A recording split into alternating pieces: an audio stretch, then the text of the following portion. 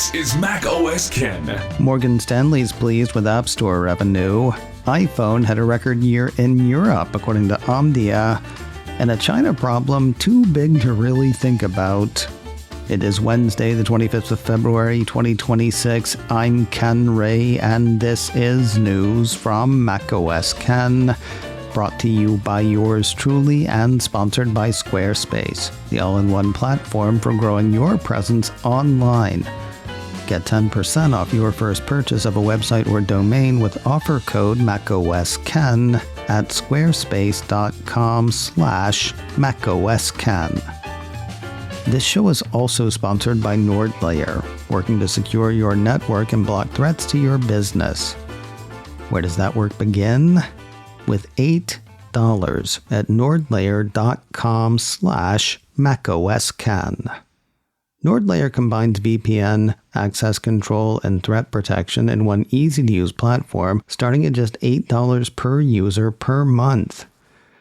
That is not a lot to spend for a whole lot of protection. They partnered with CrowdStrike to bring Falcon endpoint protection to small and mid-sized businesses. That's your business getting enterprise-grade security that's simple to deploy and manage, starting at just $8 per user per month. My favorite part, though? The stuff you don't see.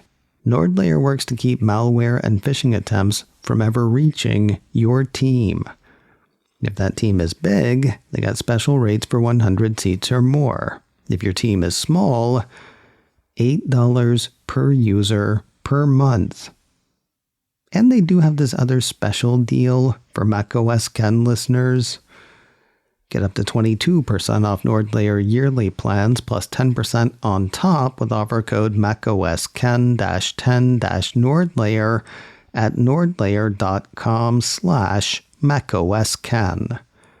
Try it risk-free with their 14-day money-back guarantee. NordLayer. Toggle-ready network security built for your business. Get savings on top of savings with offer code macOSKen-10-NordLayer at nordlayer.com/macOSKen. App Store revenue is up for the month of February. That is the word from Morgan Stanley analyst Eric Woodring. Seeking Alpha had Woodrow looking over recent data from Sensor Tower. According to that, App Store revenue for this month is up over 9% versus the same month a year ago, which is important because it's the little things and God is in the details and so on. March presents a tougher compare, but Woodring does not seem to care. He's still seeing good numbers there. Assuming spending stays about the same, App Store revenue for the March quarter will end up with growth of 8 to 8.5%. That would meet or beat his firm's expectation of 8% growth for App Store revenue. Add an anticipated services revenue growth of 13.5% year-on-year, and you got yourself a party. Mr. Woodring has a buy rating on Apple shares. His price target on the shares is $315. iPhone share of the European market last year was higher than it has ever been. That is the contention of market tracker Omdia, which used to be called Canalys, but now it's not. In a post posted Monday, Omdia tracked a 1% decline in smartphone shipments for Europe in 2025. Breaking it on down, Samsung snatched victory from the jaws of defeat in the second half of the year. Suffering from a lack of new Galaxy models in the first half, the report says Samsung bounced back in the second half of 25, particularly by leveraging a discounted version of the Galaxy A16, alongside strong momentum for the Galaxy A56, Europe's top-selling model, last year.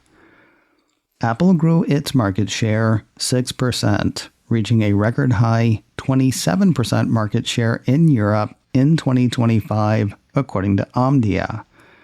Growth was spurred by iPhone 16, the Pro Max version of both iPhone 16 and iPhone 17, and iPhone 16e. In fact, Omdia says the iPhone 16e was particularly strong in Europe versus other regions. The firm attributes that strength to iPhone 14 and earlier models being pulled from the market due to regulations requiring USB-C charging ports. Xiaomi was third for Europe with a 16% market share, down a tiny bit from the year before. Motorola was fourth, despite a 5% drop in shipments. And Honor had the honor of making the European top 5 for the first time. It's all gravy, right? Nothing to worry about?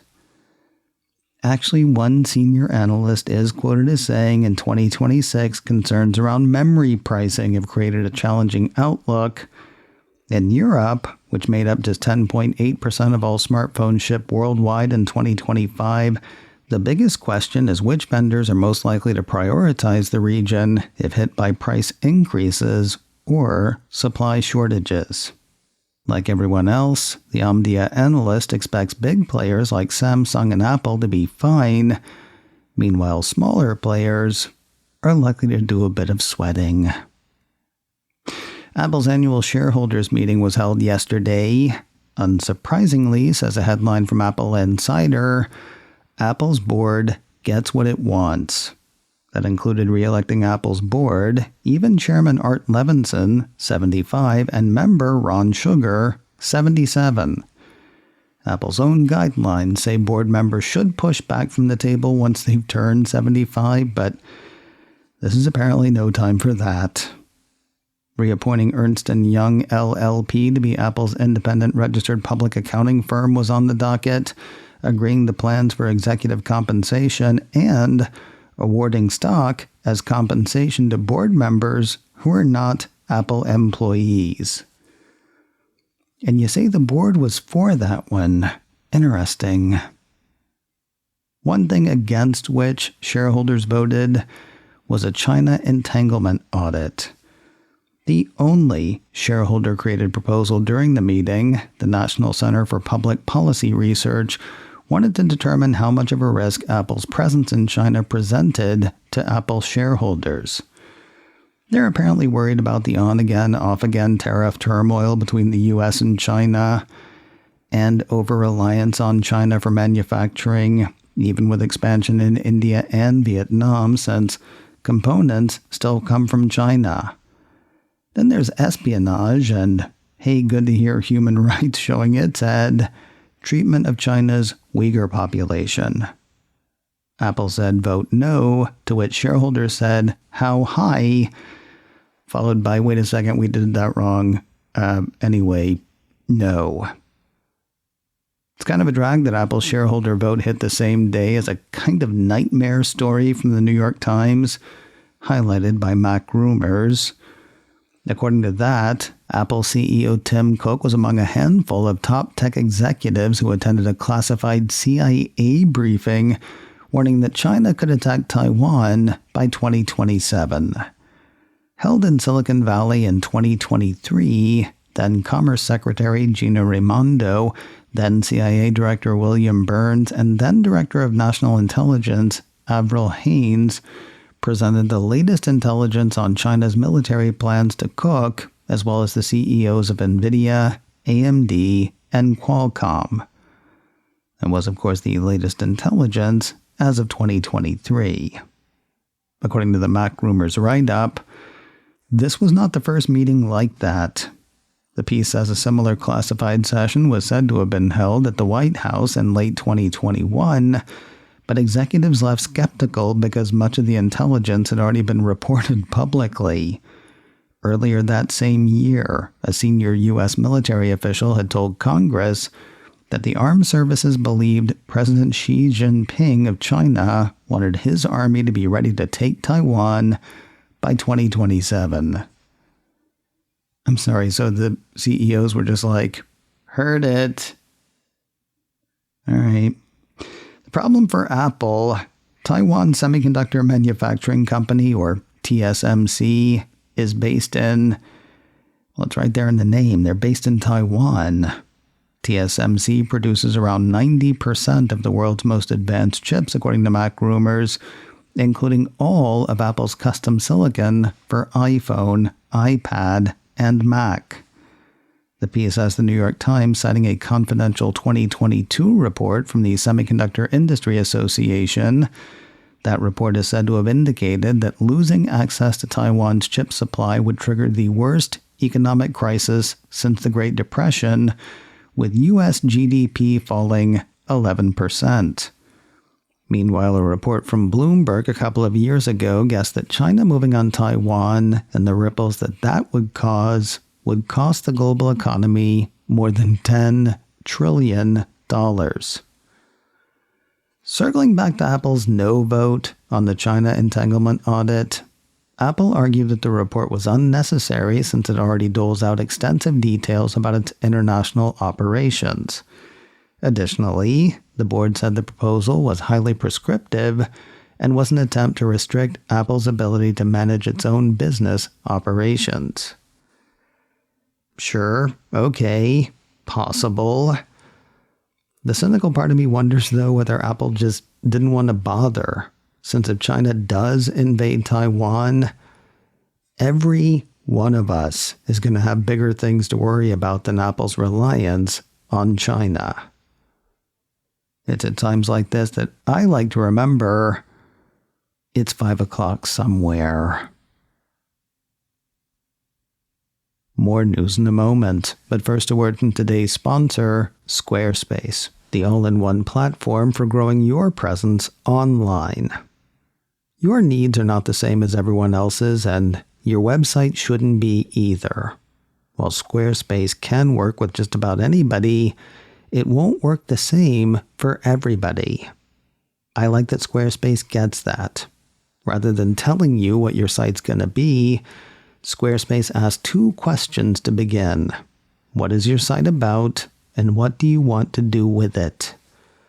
So you think about that, Squarespace thinks about that, then the two of you build your site, either with their library of award-winning templates or using Blueprint AI, the AI-enhanced Squarespace builder. Using basic information about what you do, what you're trying to do, and the mood you're trying to set, you can have your site built in no time. Of course, getting people to your site is the trick, one for which Squarespace has trained. All the sites built with Squarespace are built to be noticed with meta descriptions, an auto-generated sitemap, and more. Put yourself out there, and Squarespace will help people find you. Give them a try with a free trial at squarespace.com/macOSken. Then when you're ready to launch, use offer code macOSken to save 10% off your first purchase of a website or domain.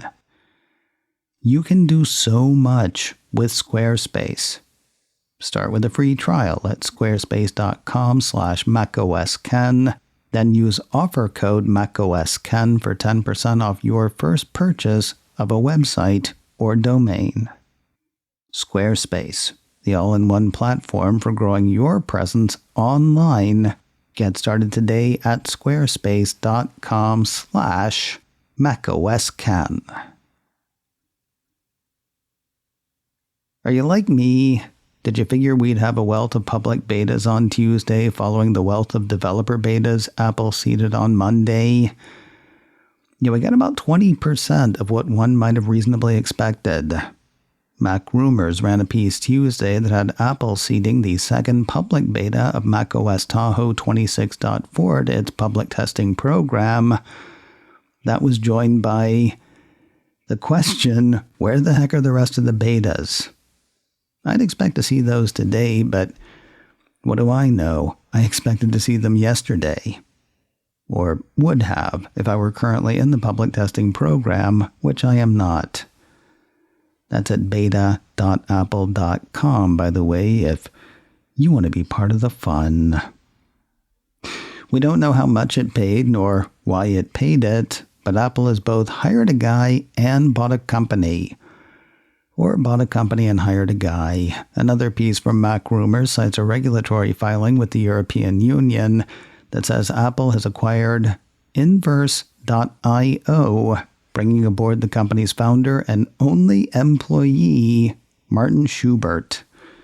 According to its space on GitHub, Inverse.io aims to advance AI-guided design, focusing initially on optics, a space critical for components in AR and VR, data centers, autonomous vehicles, and beyond. We are developing an ecosystem that is accessible to everyone from AI scientists to optimization researchers and optics designers. I'm guessing the accessible to everyone thing isn't quite as true as it used to be. Then again, links are still live on GitHub. As for what he'll do for Apple, MacRumor says Schubert's systems could be useful for future Apple Vision Pro development. That said, it is unclear exactly what he was hired to work on at this point, according to the report. Terms of the acquihire are unknown. I mean, Apple and Schubert probably know, but yeah. We don't know for certain when the 4th season of Ted Lasso will hit. We'll get a pretty good idea when they think it's gonna. 9 to 5 Mac has word of what looks to be a red carpet interview between series regular Hannah Waddingham and a reporter from Deadline. Asked when season 4 will premiere, Waddingham said, "August, I think. Am I allowed to say August? August. I think it's August." Nothing official in that, but looks like the series is expected for an August return. There's a new trailer out for all Mankind watchers. For the uninitiated, says a piece from Engadget, For All Mankind is an alternative history show that started with a simple premise. What if Russia landed on the moon before America? That has since ballooned into all kinds of stuff, which include... And I'm going to stop right there for a couple of reasons. If you've been watching the show, I don't want to spoil anything. And if you haven't been watching the show, you probably don't care. The first 4 seasons of For All Mankind are available to stream now on Apple TV. Season 5 starts its run on Friday, the 27th of March. You can catch the Season 5 trailer on YouTube. And finally today, yesterday would have been Steve Jobs' 71st birthday, which is insane sounding since he died at 56. How could that have been over 14 years ago? Anyway, to mark the occasion, the Steve Jobs Archive put out an eBook. According to the site, Letters to a Young Creator is a collection of honest perspectives on what it takes to make something great, written by people who have done it before. The series features contributions from notable figures across business, design, technology, and the arts, written in response to questions posed by past and present Steve Jobs Archive Fellows. The title is a nod to Rainer Maria Rilke's Letters to a Young Poet, one of Steve's favorites, and to Steve's own practice of exchanging ideas as a path toward clarity. Names of note among the book's contributors include Ed Catmull, Lee Clow, Tim Cook, Mickey Drexler, Bob Iger, Jimmy Iovine, Johnny Ive, Mona Simpson, Anna Devere Smith, and a whole bunch of others. The letters are all preceded by an introduction from Lorene Powell Jobs. Letters to a Young Creator can be read on the Steve Jobs Archive site. It's also available to download as an EPUB file or through Apple Books. macOS Can, brought to you by me and sponsored by NordLayer, toggle-ready network security built for your business. Get savings on top of savings with offer code macOSCan-10-NordLayer at nordlayer.com/macOScan. This show is also sponsored by Squarespace. Get 10% off your first purchase of a website or domain with offer code macOSCan at squarespace.com/macOScan. Advertising handle by Backbeat Media, online at backbeatmedia.com. You can find me on Mastodon macosken@mastodon.social. You can also send me an email, info@macosken.com. Until next time, that is news from macOS Ken. I'm Ken Ray.